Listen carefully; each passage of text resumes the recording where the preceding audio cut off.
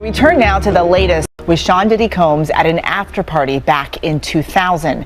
Both men have denied all wrongdoing. Jay-Z's attorney holding a closed-door meeting with select members of the media yesterday, insisting, quote, this never happened. And joining us now is ABC News contributor and attorney Brian Buckmeyer for more on this story. Good to see you, man. Thanks for having me, guys. So Jay-Z's attorney has outlined what he believes are inconsistencies in the accuser's account of what happened. Break it down for us. Yeah, so the major pillars, I would say, would be location, witnesses, details, and timeline. Location being that this allegedly started off at Radio City, and according to the alleged accuser, she said that she was in the car for 20 minutes before getting to Sean Combs' house where the after party was hosted, to a large white house in a U-shaped driveway. Now, if you're from the New York area and you know where Radio City is, 20 minutes in any direction does not get you to that kind of real estate. And that's what the attorney is pointing out here. Witnesses. The accuser again says that she saw specific people at that after party, but people are saying, no, this person was touring. The witnesses, the alleged accuser's own father says, I don't remember picking her up after a 5-hour drive from Rochester to New York after this night. And then details. She's saying that she watched the show on the Jumbotron, where on the VMAs of that year, there was no Jumbotron, and the timeline as to how this all could have occurred, the attorney is saying it doesn't match up based on where people were at specific times. I'm curious your thoughts, because Jay-Z's attorney met with select members of the media. It was a closed-door meeting. What do you make of this strategy? Well, initially, where were we in this closed meeting? That's what my thoughts are, right? But I think it's smart because this is a situation where it's not only in the court of law, but also the court of public opinion. And I think Alex, the attorney, is really pushing back on the court of public opinion to try to help the court of law arguments, because when you look at the timeline, you look at the details, yeah, there are some inconsistencies. And the accuser has acknowledged some The Argonauts blew air as the courtroom buzzed with tension as the case involving Jay-Z and Diddy Combs unfolded. Accusations like these always draw attention, but this one had a unique intensity. A woman had come forward alleging that in 2000, when she was just 13 years old, the claims were explosive, but Jay-Z's lawyer, Alex Bureau, came prepared to dismantle the story piece by piece. That has allegedly happened September 7th of 2000. It comes down to just the credibility of individuals. And people have issues with memory. It makes sense. I don't remember what I did on September 7th of 2000. But when some of these inconsistencies just go against the idea of just like geography, timeline, a fact that a father didn't even remember this, that's where I think there's some real issues for Tony Buzbee and the accuser's claims. It's got to be a big blow for the case. I would imagine so, but these aren't legal filings. This is just maybe a precursor to that. So we have to see what Alex Bureau ends up filing in court and what the response is from the Tony Buzbee and the accuser and what the court decides. When you look at the language from Jay-Z's attorney, it seems like they're really trying to distance themselves from Diddy at this point. How important is that relationship between these two men? It's everything. I mean, when I first thought about this, I thought to myself, what are all the sayings that we have just in our culture about guilt by association? Show me who your friends are and I'll show you who you are. Birds of a feather flock together. At this point, Sean Combs is toxic from a legal standpoint in terms of his association with all of these civil lawsuits and a federal criminal investigation. So if you're a close friend of his, especially in the period of time when these allegations existed, you're definitely going to be looked at under a microscope. And so what Alex Bureau is doing is saying, hey, yeah, they're close friends. We admit that. It's public knowledge. But that friendship stops when we get to this whole freak-off issue. Spio addressed reporters before heading into court, his tone sharp and confident. He outlined glaring inconsistencies in the accuser's account, claiming her story wasn't just flawed, it was provably false. According to the lawsuit, it took place in a large white residence with a U-shaped driveway following the MTV Music Awards, but, as Spio pointed out, photos and timelines showed Jay-Z and Diddy at a nightclub after the awards. There was no mansion, no driveway, no party, none of it matched reality. Tonight, Jay-Z's attorney, Alex Spiro, found inconsistencies with the accuser's account.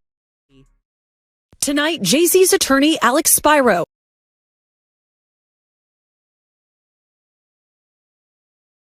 that found inconsistencies with the accuser's account. We expect Mr. Carter to be fully cleared of all of this in the coming days. Almost nothing that she says has checked out because this never happened. This in the wake of our interview with a 38-year-old mother from Alabama.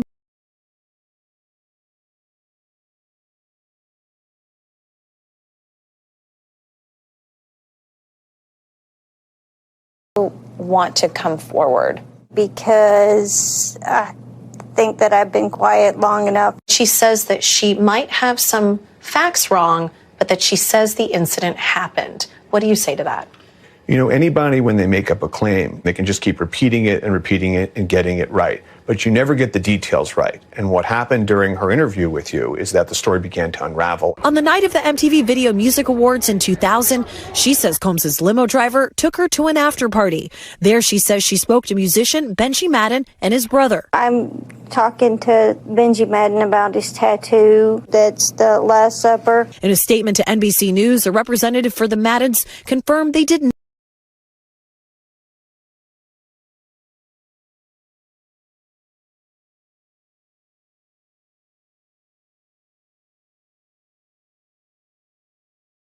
father who picked her up. We rode home in silence. She didn't ask me what happened. In an interview with NBC News, her father said he could not corroborate her story.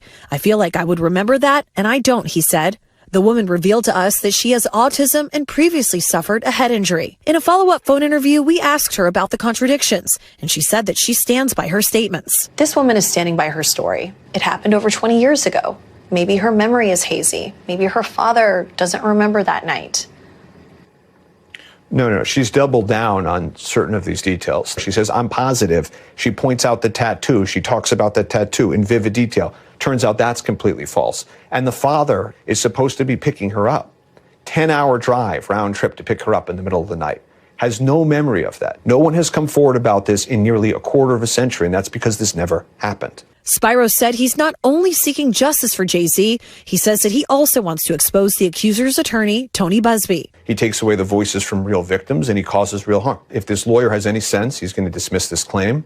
I don't know what the woman had claimed. She sneaked out of her home in Rochester and traveled 5 hours to New York City to watch the awards on a jumbotron outside. But Spear revealed another major problem. No permits or records showed the existence of any jumbotron at the event in 2000. How could she have watched something that wasn't there? whether he has any sense. Busby, who has filed more than 20 lawsuits against Combs, told NBC News that he is continuing to vet the accuser's claims and that she has agreed to undergo a polygraph this week. A representative for Combs called the suit a shameless money grab. Since your attorneys refiled the lawsuit against Combs naming Jay-Z, he has come out with a very long statement saying that this is completely not true and that this is all about trying to get money from him. What do you say about that? I haven't asked for a dime from him. It's not everything is motivated by money, and I'm sorry that he feels that it is. This woman also told us on camera last week that this isn't about money. Well, let's be serious. A lawyer like this is not sending out these letters not to make money. He wants money and fame. He doesn't care about truth and justice. And that's what's going on here. Chloe Malas joins us in studio. So, Chloe, explain this to me. The attorney for the plaintiffs, Tony Busby, right? He is sticking by his client even though you've been able to report these inconsistencies and they are now out there in the public? Yes, and because of our exclusive report here on Top Story, he's actually going to have Jane Doe do a polygraph test. He says he hasn't done it yet, but that they are going to be doing it this week. He also said in a statement to us moments ago that their conduct throughout all of this has been beyond reproach and will continue to be, even though that's not what you're hearing Alex Spyro, Jay-Z's attorney, what he's saying.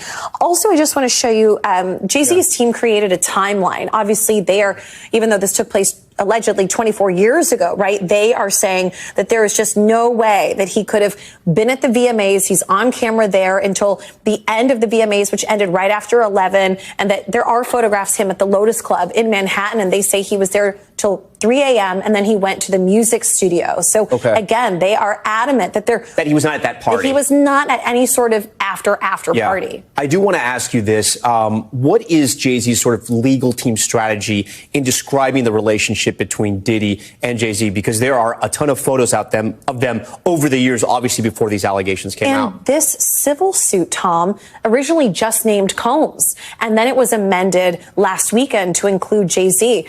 What Alex Spyro said to me today is that although publicly Jay-Z supported Diddy, they were not best friends. They were not as close as you thought that they were. So in terms of knowledge of what went on allegedly at these white parties and what took place allegedly in these civil suits and the criminal charge and the trial, he says Jay-Z has no knowledge of any of that. Again, he publicly supported him as a fellow musician and someone where they came up together in the industry, but that they weren't as close as you thought.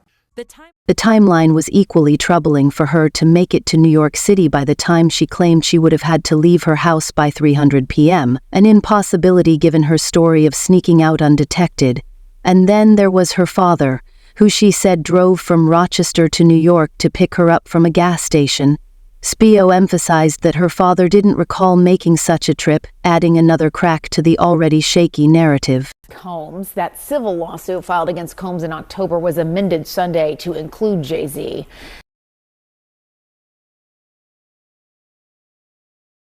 At a Video Music Awards after party in 2000. In a blistering statement, Jay-Z accuses Jane Doe's attorney of trying to blackmail him. He said further, quote, "These allegations are so heinous in nature that I implore you to file a criminal complaint, not a civil one. Whomever would commit such a crime against a minor should be locked away. Would you not agree?" He added, "My only heartbreak is for my family. My wife and I will have to sit our children down, one of whom is at the age where her friends will see the press and ask questions about the nature of these claims and explain the cruelty and greed of people." Joining us now, Joey Jackson, CNN legal analyst and criminal defense attorney and former prosecutor. There's a lot to unpack here. Joey, I want to start with just the statement from Jay-Z, which is so forceful in its denial. I just read a teeny part of it. It's long, where he says that they should file a criminal complaint. Is that even possible at this point? So based on the allegations, Jessica, good morning, good to see you. I think that it certainly could be. Why do I say that? Now, he, of course, is more than annoyed, would be an understatement. He has a family and he has a lot to protect, including his brand. But to the extent that he's saying, hey, come after me criminally, that could be likely. Why do I say that?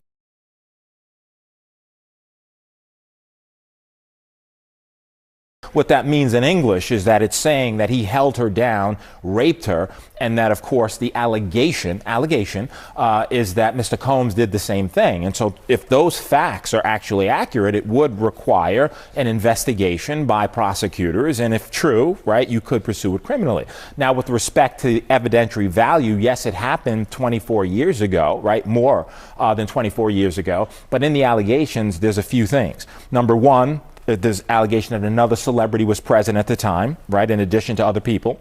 Number two, there's the claim by the victim, right, that she left, that she went and she was seen by a gas attendant who saw her in distress. Number three, that she phone called her dad, who showed up, the 13-year-old, and now removed her. So civil complaint, simply allegations, needs to be proven in a court of law, but if true, it could rise to the level of criminality, and, you know, we'll see what happens, or if the DA looks and investigates. So what happens now?